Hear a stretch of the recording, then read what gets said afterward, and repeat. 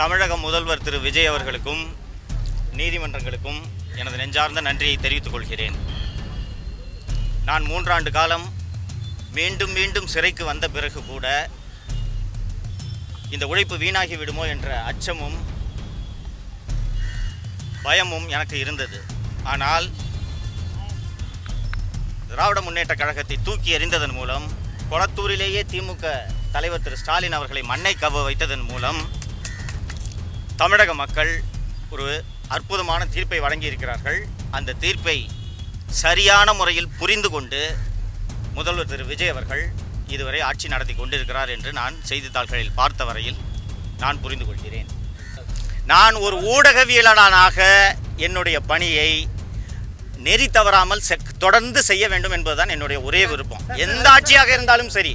இவ்வளவு கொடூரத்தை எனக்கு செஞ்ச போது கூட நான் திமுக ஆட்சியை தொடர்ந்து விமர்சனம் பண்ணிட்டு தானே இருந்தேன். அப்போ ஒரு பிளசண்டான அரசு இருக்கும்போது குறைகளை சுட்டி காட்டுறதுல என்ன தயக்கம் இருக்க போகுது எனக்கு?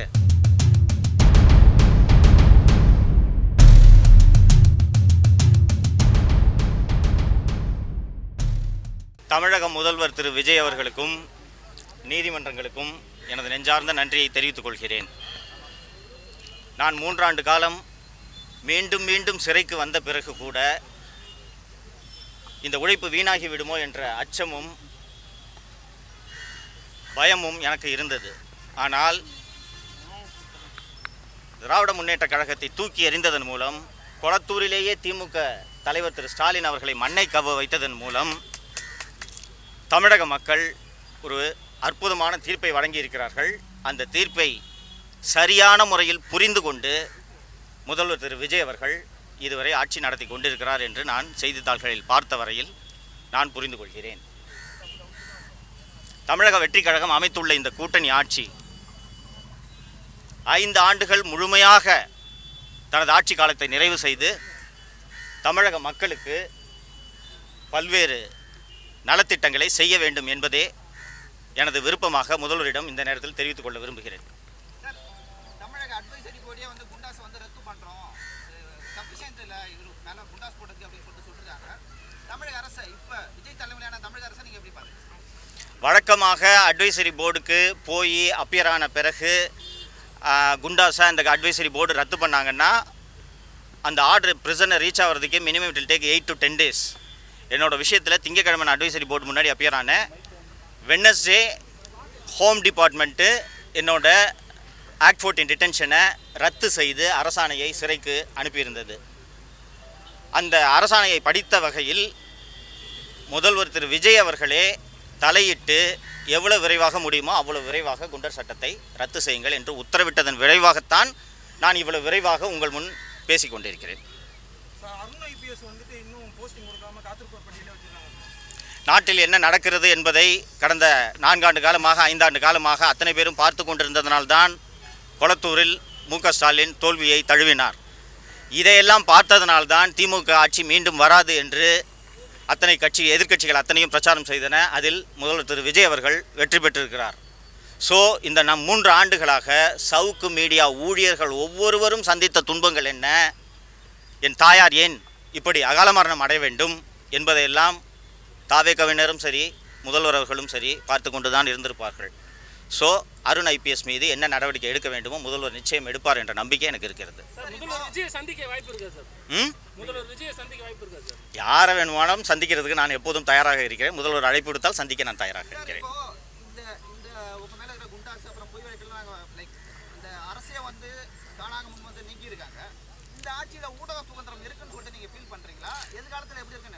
நிச்சயமாக திமுகவை போல ஒரு கொடூர மனது படைத்த ஒரு கட்சி எந்த காலத்திலும் இருக்க முடியாது. தமிழகத்தில் இதற்கு முன்பு எவ்வளவோ முதல்வர்கள் ஆண்டிருக்கிறார்கள். ஊடகங்களிடம் கெஞ்சுவார்கள், கேட்பார்கள் கொஞ்சம் கம்மியாக திட்டுங்க என்று.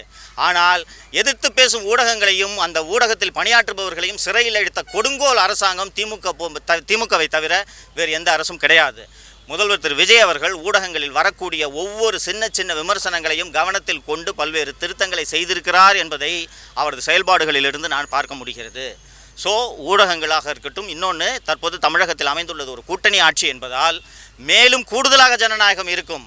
விஜய்க்கு தெரியாமல் விஜயின் காவல்துறையினர் ஏதாவது ஒரு நெருக்கடிகளில் ஈடுபட்டால் கூட கூட்டணி கட்சிகள் இப்போது அமைச்சரவையில் பங்கேற்றிருக்கக்கூடிய கட்சிகளே திரு விஜய் அவர்களிடம் இதை சுட்டிக்காட்டும் என்பதால் தமிழகத்தில் ஊடக சுதந்திரம் வலுவாக இருக்கும். திரு விஜய் அவர்கள் ஆட்சியில் சிறப்பாக ஊடகங்கள் செயல்பட வேண்டும் என்று நான் விரும்புகிறேன். தமிழக வரலாற்றில் இந்த மாதிரி கூட்டணி ஆட்சி வந்து அமைஞ்சதில்லை. இந்த கூட்டணி ஆட்சி நீங்க எப்படி பார்க்குறீங்க? 2004 மற்றும் 2009 ஆகிய ஆண்டு காலங்களில் மத்தியிலே மன்மோகன் சிங் தலைமையிலான ஐக்கிய முற்போக்கு கூட்டணி ஆண்ட அந்த 10 ஆண்டு காலத்தில் தான் இந்தியா மிகச்சிறப்பான பொருளாதார வளர்ச்சி அடைந்தது. இந்தியா உலகமே மிகப்பெரிய பொருளாதார நெருக்கடியை சந்தித்த போது இந்தியாவின் ரூபாய் வளர்ச்சி அடைந்தது.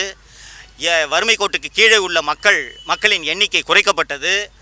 உணவு பாதுகாப்பு சட்டம் கொண்டு வரப்பட்டது. தகவல் அறியும் உரிமை சட்டம் கொண்டு வரப்பட்டது. ஸோ இது எல்லாமே அந்த கூட்டணி ஆட்சி என்ற ஒரே காரணத்தால் பல்வேறு கட்சிகள் சேர்ந்து இத்தகைய நலத்திட்டங்களை மக்களுக்கு 100 நாள் வேலை திட்டம் மிக முக்கியமாக இன்று வரை செயல்படுத்தப்பட்டு கொண்டிருக்கக்கூடிய திட்டம் இது எல்லாமே அந்த கூட்டணி ஆட்சியில் அமைந்தது. அதனால் இந்த கூட்டணி ஆட்சியும் சிறப்பாக செயல்படும். இப்போ டூஓபோல் இருந்துச்சு, ஏடிஎம்கே டிஎம்கேன்னு இருந்த வரைக்கும் பல்வேறு குறைகள் அதில் இருந்தன. அந்த குறைகள் இந்த கூட்டணி ஆட்சியில் நிவர்த்தி செய்யப்பட்டு செம்மையாக செயல்படும் என்று எனக்கு நம்பிக்கை இருக்கிறது. 8 பேர் தலித் அமைச்சர்கள் வந்து அமைச்சரவையில் இருக்காங்க. வரலாறுலேயே வந்து அந்த மாதிரி இல்லை. இப்போ நாங்கள் சமூக நீதி ஆட்சி தரம் சொல்கிற திமுக ஆட்சியிலே அது இல்லை. தமிழக வெற்றி கழகத்தின் ஆட்சியில் வந்து அது இருக்கு. நீங்கள் எப்படி பார்க்குறீங்க? அடுத்த தலித் அமைச்சர்கள் அமைச்சரவை தமிழக வெற்றி கழகம் பெற்ற வெற்றியானது பணம், சாதி, மதம், வயது இவற்றை எல்லாம் கடந்து தமிழக வெற்றி கழகம் வாக்குகளை வெற்றி பெற்றிருக்கிறது. இந்த காரணத்தினால் என்ன கேட்டீங்க? இந்த காரணத்தினால் தமிழக முதல்வர் திரு விஜய் அவர்களுக்கு இந்த சாதிக்கு பிரதிநிதித்துவம் கொடுக்க வேண்டும், இந்த சாதிக்கு அமைச்சர் பதவி கொடுக்கலன்னா இந்த சாதி ஜனங்க கோச்சுப்பாங்கன்ற அச்சம் திரு விஜய் அவர்களுக்கு துளியும் இல்லை என்று நான் கருதுகிறேன். சமூக நீதி பேசக்கூடிய கட்சிகள் 70 ஆண்டுகளுக்கு மேல் தமிழகத்தை ஆண்டிருக்கின்றன. 8 தலித் அமைச்சர்களை நியமிக்க வேண்டும் என்று ஒரு கட்சிக்கு கூட தோன்றவில்லை என்பதை இந்த நேரத்தில் நம்ம ரொம்ப குறிப்பிட்டு பார்க்கணும். ஸோ கண்ணை மூடிட்டு யார் என்ன நினைச்சாலும் பரவாயில்ல, நான் 8 தலித்துகளை அமைச்சராக்குவேன் என்று விஜய் சொல்லக்கூடியதே சமூக நீதியில் அவர் தீவிரமாக கவனம் செலுத்துவார் என்ற நம்பிக்கையை ஏற்படுத்துகிறது. அதிகாரிகள் சொல்றதா இந்த அரசாங்கம் கேட்குதுன்னு சொல்லிட்டு வந்தீங்க. அந்த அதிகாரிகளை தமிழக வெற்றி கழகத்தினர் இந்த அரசு வந்து மாற்றி இருக்கிறது. அதை எப்படி நம்ம எடுத்துக்கலாம்? அவங்க வந்து சொந்தமா யோசிச்சு முடிவெடுக்கிறாங்க அப்படின்னு. இந்த நடவடிக்கைகள் ஒன்றே, குறிப்பாக ஆவினுக்கு நியமிக்கப்பட்ட அந்த அதிகாரிய நியமனம் எல்லாம் நீங்கள் கணக்கில் கொண்டு பார்த்தீர்கள் என்றால் இந்த நியமனங்களே நாட்டில் நடக்கும் அத்தனையையும் திரு விஜய் அவர்கள் கவனித்துக் கொண்டிருக்கிறார், அல்லது திரு விஜய்க்கு ஆலோசகர்களாக இப்போது இருப்பவர்கள் கவனித்துக் கொண்டிருந்திருக்கின்றனர். ஒவ்வொரு விஷயமாக கையில் எடுத்த நடவடிக்கை எடுத்து கொண்டிருக்கின்றனர் என்று மகிழ்ச்சியோடு அந்த செய்தியை நான் பதிவு செய்ய விரும்புகிறேன். அதனால் இந்த ஆட்சியின் மீதான நம்பிக்கை அதிகரிக்கிறது. யாருங்க? இல்ல, அதெல்லாம் அரசோட ரகசியம், எனக்கு தெரியாது. நான் ஒரு ஊடகவியலாளனாக என்னுடைய பணியை நெறி தவறாமல் தொடர்ந்து செய்ய வேண்டும் என்பதுதான் என்னுடைய ஒரே விருப்பம். எந்த ஆட்சியாக இருந்தாலும் சரி. இவ்வளவு கொடூரத்தை எனக்கு செஞ்ச போது கூட நான் திமுக ஆட்சியை தொடர்ந்து விமர்சனம் பண்ணிட்டு தானே இருந்தேன். அப்போ ஒரு பிளசண்டான அரசு இருக்கும்போது குறைகளை சுட்டி காட்டுறதுல என்ன தயக்கம் இருக்க போகுது எனக்கு? அதனால ஊடக சுதந்திரம், நான் ஏற்கனவே சொன்ன கேள்வி பதில் சொன்ன மாதிரி அவர்கள் வந்துட்டு மீண்டும் நம்ம ஆட்சி தான் வரப்போகுது 5 மாசத்துக்குள்ள, எல்லாரும் வெயிட் பண்ணி பாருங்க அப்படின்னு சொல்லியிருக்காரு. அதை பத்தி உங்களோட கருத்து? இதே ஸ்டாலின் தானங்க 200 தொகுதிக்கு மேல ஜெயிப்போம்னு சொன்னாரு. பாவம், வயசாயிடுச்சு, விட்டுருங்க. நன்றி.